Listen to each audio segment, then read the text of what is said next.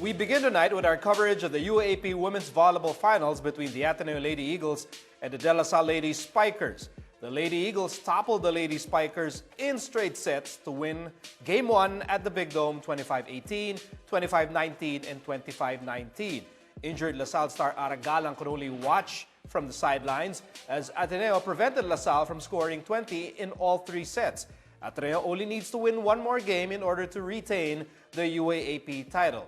Reigning most valuable player, Eliza Valdez, led all players with 25 points. LaSalle's injury woes, meantime, continued towards the end of Game 1 after Camille Cruz suffered an injury late in the third set. LaSalle Athletic Director Nong Calano confirmed that Cruz suffered a torn ACL in the right knee.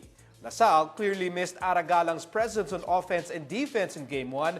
Sid Demecilio led the Lady Spikers with 10 points. Ateneo will try to complete a sweep of the finals and, in effect, the season in Game 2. LaSalle, however, will try to rebound from today's loss when both teams face off on Saturday at the Mall of Asia Arena.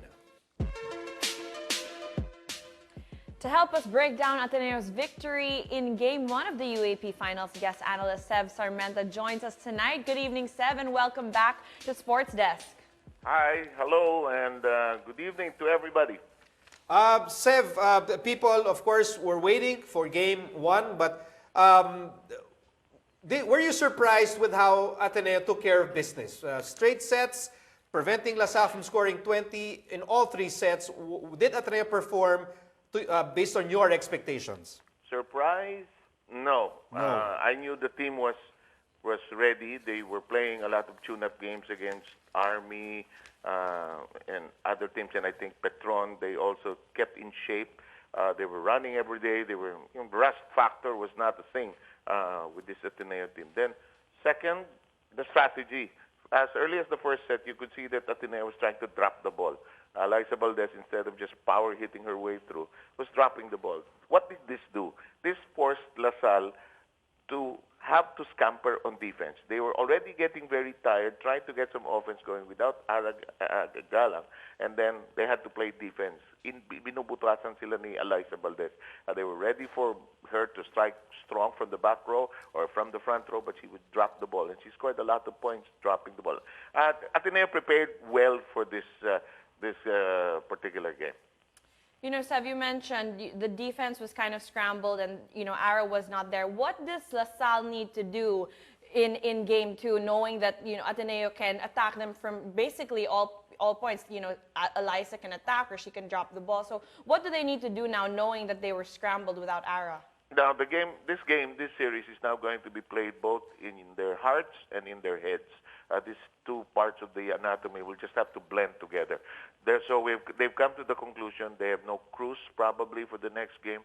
They already have no Galang for the next game. They need the other players. They need the Mesilio, they need Cerveza, they need Soyud, they need the other players to connect. They have to come up with something special between the practice tomorrow and the game on Saturday, as Miko mentioned, at the MOA. They have to come up something with...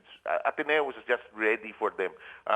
It was so clear that Ateneo was playing loose and LaSalle was playing too tight also. I don't know, Sev, if you're doing the same thing, but I was waiting for a LaSalle player to, have a magical day. Like, I have a magical moment that would sort of pull up the entire team. I know it's supposed to be a team effort, but I was waiting for that one special moment from one special player. Were you doing the same thing? I was hoping that Mesilio would be the take-charge person for LaSalle. However, this is the situation LaSalle found itself in. It was playing with the 6 and a rotation it was not familiar with. You can only do that like when they still had Abby Maranyo last year. When Abby would sit down, Mika would come in, Mika Reyes would come in, and then Aragalang would be there. Now, this is a rotation that has completely... LaSalle was not ready for this. This is something that they were probably thinking of 2 years hence, 3 years, pag wala na si Ara. But this is hard. They have to play against their arch-rival Ateneo. They have to play in the finals. This is mahirap mag-step forward ng player in this situation because it is a team that is not used to playing together on the floor right now. Kahit mag-practice yan, hindi itong kombinasyon na laging ginagamit ng LaSalle.